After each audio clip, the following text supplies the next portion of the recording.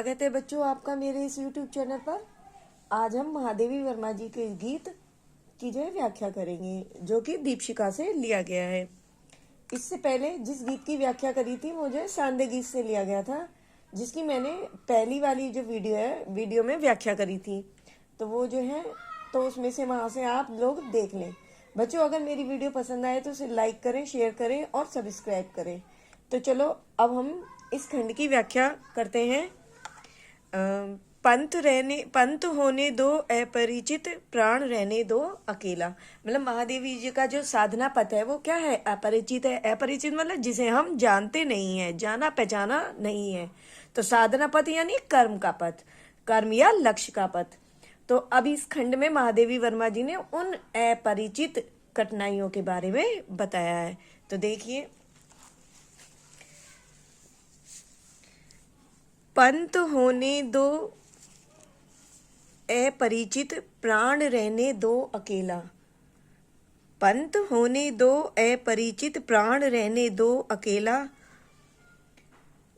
महादेवी जी कहती हैं कि मतलब हे साधक, इस साधना का जो पथ है यानी रास्ता वो भले ही अपरिचित हो, मतलब हमारा जाना पहचाना ना हो तो क्या हुआ, परंतु हमें हिम्मत नहीं हारनी चाहिए।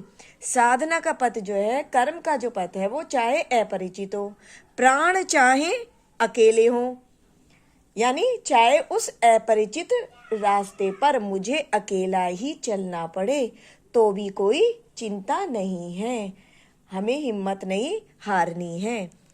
घेर ले छाया अमावन, अमा मतलब अमावस्या। अमावस्या कैसी होती है? काली होती है, अंधकार रहता है। तो कह रही हैं चाहे विघ्न बाधाओं का अंधकार अमावस्या बनकर मुझे घेर ले, अर्थात कितनी भी कठिनाइयां मेरे रास्ते में आ जाएं, आज कज्जल अश्रुओं से रिम झिमाले यह घिरा घन। घन मतलब बादल। कज्जल अश्रुओं यानी कि काजल लगी हुई आंखों से बहता हुआ आंसू, कज्जल मिश्रित आंसू। और घन होती है यहाँ पर, एक तो घन होते हैं बादल और एक होते हैं विपत्तियां।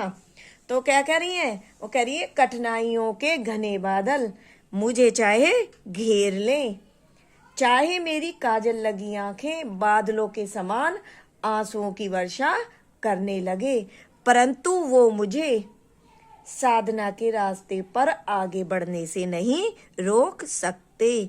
और होंगे नयन सूखे, नयन मतलब नेत्र। तो महादेवी जी कहती हैं कि वे कोई और ही नेत्र होंगे, वे कोई और ही नेत्र होंगे जो संकटों से, कठिनाइयों से घबराकर सूख जाते हैं। तिल बुझे ओ पलक रुके, तिल बुझे मतलब महादेवी जी कहती हैं कि वो कोई और ही तिल होंगे जो अपनी आंखों की चमक खो देते हैं। ओ पलक रूखे, और पलके रूखी सूखी हो जाती हैं। आंध्र चितवन में, यहाँ आंध्र मतलब आंध्र होता है एक तरीके से गीला, और चितवन दृष्टि।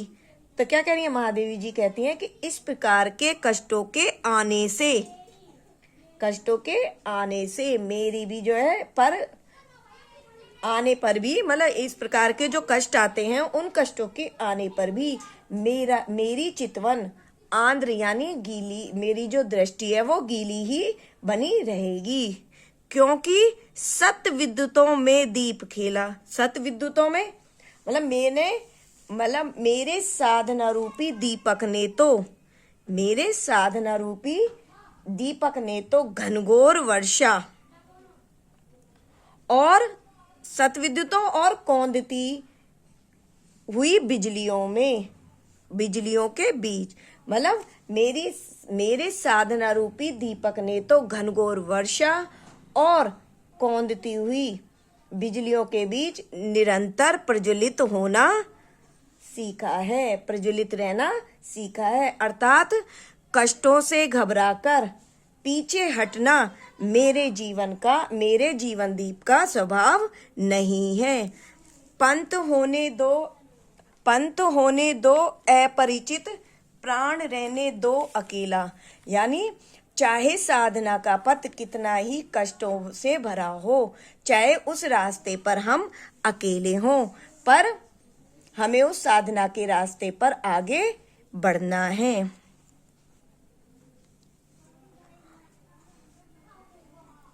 अन्य होंगे चरण हारे, अन्य होंगे चरण हारे, और हैं जो लौटते दे शूल की संकल्प हारे। अन्य होंगे चरण हारे मतलब महादेवी जी कहती हैं कि वो कोई और ही चरण होंगे जो हार मानकर, जो हार मानकर और घबराकर और है जो लूटते दे शूल की संकल्प सारे। शूल मतलब कांटे, संकल्प लक्ष्य, सौगंध मतलब जो हमने उठाई है, जो मतलब वो महादेवी जी कहती हैं कि वो कोई और ही चरण होंगे जो हार मानकर और रास्तों के शूल यानी कांटों से घबराकर अपने सारे संकल्प, अपने सारे लक्ष्य देकर वापस लौट आते हैं। दुख वृत्ति निर्माण उन्मद, दुख वृत्ति निर्माण उन्मद, यह अमरता नापते पद। दुख वृत्ति निर्माण उन्मद यानी चरणों ने तो, इन चरणों ने तो कष्ट सहने का व्रत ले रखा है। मेरे जो चरण हैं वो निर्माण में मदमस्त हैं, मेरे चरण तो निर्माण में मदमस्त हैं। यह अमरता नापते पद, और कह रही है मेरे चरण तो स्वयं को अपने में अमर बनाकर, अपने में अमर मानकर और प्रिय पथ यानी अपने साधना के, अपने कर्म के पथ को निरंतर नाप रहे हैं।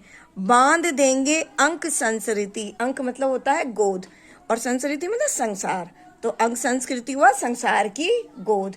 तो क्या कहती हैं महादेवी जी, कहती हैं कि मेरे चरण तो ऐसे हैं कि वे अपनी दृढ़ता से संसार की गोदी में फैले से तिमिर में स्वर्ण बेला, संसार की गोदी में फैले अंधकार को सुनहरे प्रकाश में बदल देंगे। अर्थात निराशा का जो अंधकार है वो प्रकाश में बदल जाएगा। पंथ होने दो अपरिचित, प्राण रहने दो अकेला। तो अगर आपको मेरी ये वीडियो पसंद आई हो तो इसे लाइक करें, शेयर करें और सब्सक्राइब करें। धन्यवाद।